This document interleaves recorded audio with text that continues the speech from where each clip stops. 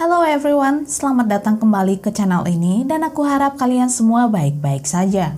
Di video hari ini kita akan membahas kasus yang dialami oleh Conrad Henry Roy yang lahir pada tanggal 12 September tahun 1995 di Massachusetts, Amerika Serikat. Dia digambarkan sebagai sedikit pembuat onar, tapi dia selalu berhasil lolos dalam masalah itu. Roy juga dikenal sebagai seorang atlet di sekolah menengah. Dia bisa bermain bisbol, bergabung dengan tim lari, dan menjadi salah satu kru dayung di sekolahnya. Dan selain berbakat di bidang olahraga, Roy juga sangat pintar secara akademis. Dia bahkan berhasil lulus dari sekolah menengah dengan IPK 3,88 dan diterima di Universitas Negeri di Pittsburgh untuk belajar bisnis. Sebenarnya keluarga Roy memiliki bisnis penyelamatan laut yang dikelola oleh kakek, paman, dan juga ayahnya. Tidak hanya itu saja, sejak usianya masih muda, dia juga sudah bekerja di sana selama beberapa tahun. Lalu pada saat musim panas tahun 2014, saat dia berusia 18 tahun, dia mendapatkan lisensi kaptennya dari Institut Maritim hanya dengan menyelesaikan 3 bulan kelas malam. Tapi di balik prestasi yang dia dapatkan dan juga kehidupan yang sempurna yang dilihat oleh orang lain, sebenarnya Roy benar-benar berjuang dengan penyakit mental yang dia derita sejak usianya masih muda. Atau lebih tepatnya, ketika orang tuanya bercerai. Dia mengalami depresi dan kecemasan sosial. Dia bahkan pernah dirawat di rumah sakit di bagian psikiatri pada bulan Oktober tahun 2012. Dia juga pernah mencoba mengakhiri hidupnya sendiri dengan meminum acetaminophen atau biasa dikenal dengan paracetamol. Dia mencoba mengakhiri hidupnya dengan overdosis menggunakan pil itu.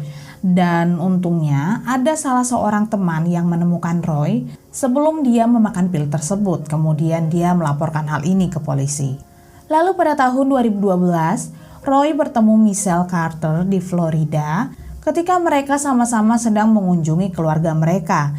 Dan pada saat pertama kali mereka bertemu, mereka menemukan kalau ternyata mereka berdua sama-sama tinggal di Massachusetts, di mana rumah mereka hanya berjarak beberapa mil jauhnya. Jadi mereka mulai berteman, tapi sejak saat itu mereka hanya bertemu beberapa kali dan mereka lebih sering berkomunikasi melalui sosial media. Sebelum kita membahas kasus ini lebih jauh, kita akan membahas sedikit mengenai Michelle Carter yang lahir pada tanggal 11 Agustus tahun 1996 di Plainfield, Massachusetts. Dia dikenal orang-orang sekitarnya sebagai seseorang yang cukup cerewet, tapi juga seseorang yang cukup bersemangat dan sering menghibur teman-temannya dengan menceritakan lelucon. Tapi meski begitu, Michelle tidak memiliki teman dekat, walaupun dia selalu mencoba untuk berteman dengan orang-orang yang seusianya. Selain itu, sejak usia 8 atau 9 tahun, Michelle sudah mengalami gangguan makan yang membuatnya harus dirawat di rumah sakit.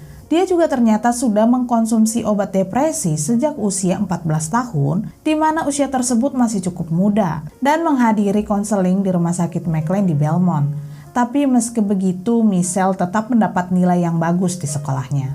Lalu kita kembali lagi pada saat di mana Michelle mulai membantu Roy melalui banyak hal, seperti depresi yang dideritanya, mencoba menghentikan Roy yang sempat beberapa kali mencoba mengakhiri hidupnya sendiri, dan menyarankan Roy untuk mendapatkan bantuan dari seorang profesional. Roy dan Michelle kemudian mulai melakukan obrolan dengan sangat intens secara online.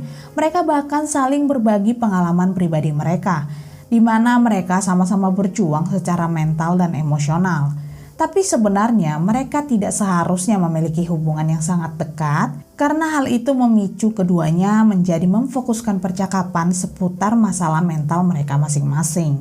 Dan hal itu benar-benar cukup buruk. Roy bahkan sudah mencari di internet mengenai racun dan merencanakan sesuatu agar mereka bisa meninggal bersama. Dia juga bilang pada Michelle kalau mereka harus melakukannya bersama seperti halnya Romeo dan Juliet. Tapi Michelle menolak hal tersebut dan bilang pada Roy kalau dia tidak siap kalau harus mengakhiri hidupnya sendiri sekarang.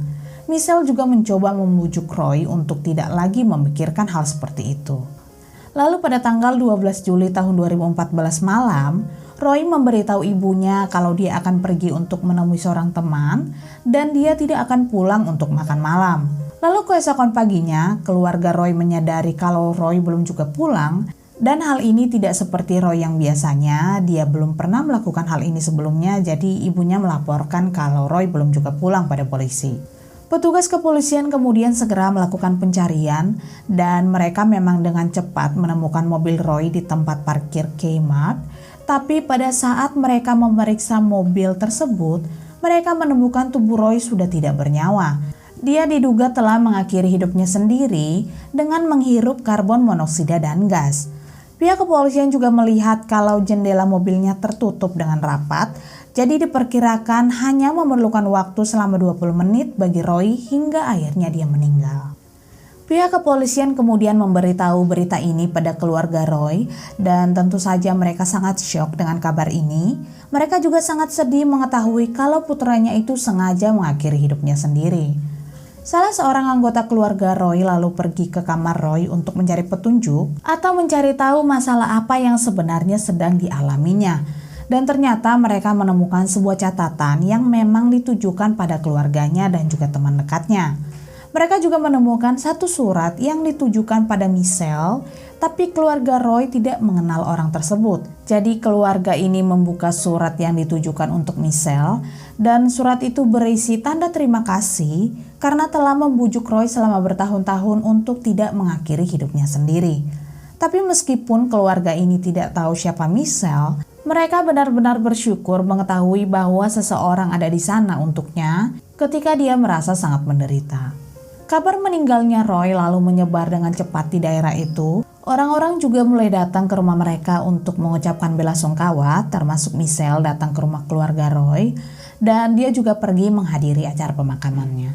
Awalnya keluarga Roy tidak melihat hal yang aneh pada Michelle pada saat dia bertanya apakah dia bisa pergi ke kamar tidur Roy karena dia ingin menyimpan beberapa barang miliknya. Tapi kemudian keluarga Roy mulai merasa kalau Michelle itu sangat aneh, di mana saat itu dia bertanya pada keluarga Roy apakah dia bisa memiliki sebagian abunya. Dan pertanyaan ini benar-benar aneh terutama bagi keluarga Roy, mengingat kalau dia bukanlah salah satu anggota keluarganya. Sebenarnya pihak kepolisian maupun keluarga awalnya tidak berpikir untuk melakukan penyelidikan lebih dalam. Tapi setelah mereka memeriksa ponsel Roy dan menemukan riwayat pesan atau percakapan antara Roy dan Michelle. Dalam percakapan itu, Roy bilang pada Michelle kalau dia akan mengakhiri hidupnya. Lalu pesan tersebut dibalas oleh Michelle. Dia bilang kalau itu hanya omongan saja tapi tidak pernah melakukannya dan akan selalu seperti itu karena tidak pernah berani mengambil tindakan. Polisi juga menemukan pesan lain di mana Michelle mengatakan kalau Roy tidak perlu menunggu, dia hanya perlu melakukannya. Dan pesan lainnya Michelle mengatakan kalau Roy memang menginginkannya, inilah saatnya untuk dia melakukannya. Temuan ini kemudian diproses oleh pihak kepolisian dan 7 bulan setelah Roy meninggal, tepatnya pada bulan Februari tahun 2015, Michelle didakwa atas pembunuhan tidak disengaja di pengadilan remaja di New Bedford di Taunton, Massachusetts. Dan pada tanggal 16 Juni tahun 2017, Michelle Carter dinyatakan bersalah atas meninggalnya Roy. Hal itu didukung dengan adanya panggilan telepon terakhir Michelle dengan Roy, di mana pada saat Roy mengakhiri hidupnya sendiri, Michelle justru hanya mendengarnya melalui telepon dan tidak melarangnya. Tim penyidik juga menemukan ternyata pada saat itu, Roy sudah keluar dari dalam mobil yang penuh dengan karbon monoksida. Tapi Michelle menyuruh Roy kembali masuk ke dalam mobil hingga akhirnya Roy meninggal. Michelle kemudian tetap bebas dengan jaminan sambil dia menunggu hukumannya. Lalu pada tanggal 3 Agustus tahun 2017, Michelle dijatuhi hukuman 2,5 tahun penjara dengan 15 bulan untuk melakukan pekerjaan sosial di rumah pemasyarakatan di Bristol dengan sisa masa hukumannya ditangguhkan dan diberikan 5 tahun masa percobaan untuk melakukan pelayanan sosial. Lalu pada bulan Juli tahun 2019, pihak Michelle mencoba mengajukan banding tapi pengadilan menolaknya. Hingga pada tanggal 23 Januari tahun 2020, Michelle dibebaskan lebih awal dari penjara, tepatnya 3 bulan sebelum hukumannya berakhir karena dia berperilaku baik. Sementara itu, kasus yang terjadi pada Roy sempat menarik banyak perhatian orang-orang, apalagi saat mereka mengetahui kalau Michelle mendapatkan hukuman atas tindakannya. Sebenarnya tidak diketahui dengan jelas apakah sebenarnya Roy dan Michelle benar-benar berada dalam sebuah hubungan atau mereka hanya berteman saja. Tapi dalam sebuah film dokumenter yang dirilis pada tahun 2019, mereka mengeksplor hubungan rumit antara Michelle dan Roy. Mereka melihat dari ribuan teks yang mereka tukarkan selama 2 tahun terakhir untuk mencatat masa pacaran mereka dan konsekuensi tragisnya. Anyway, terima kasih banyak telah menonton video ini. Kalian juga bisa memberikan opini kalian di kolom komentar. Dan sampai jumpa di video selanjutnya.